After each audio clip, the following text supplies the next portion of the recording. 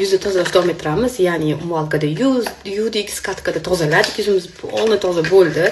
Endi haftada bir marta maska, haftada 2 marta maska surib olsanglar, ya'ni bu siz yuzingizni maska nima qilib beradi?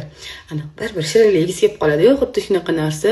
Yuzdan shunaqa shirinligingiz kelib qoladi. Bu maskamiz, ana internetda portlatgan maska bor-ku, yuzingizga surib olganingizdan keyin anaqa 10 minut 15 minut turgandan keyin qisingizdan nakleykadek ko'chib chiqadigan bor-ku, ana o'sha maskamizdan, yangi novinkalarimizdan mana kollagenovая maska, plyonka для лица с эффектом lifting tortadi, kollagen tiniqlashtiradi, u ham tortadi. Yuzingizni bundoq tortgandan keyin siz uni mayda ajinlaringiz tortilib, mimitski hammalar ketadi. Shunda 10-15 minut turgandan keyin shilib olasiz-da buni. Shunaqa qiziq ko'rinsanglar. Keyingi istoriyalarga qo'yaman, bu 10-15 minut turib tursin. Shunaqa surib olamiz novinkamiz.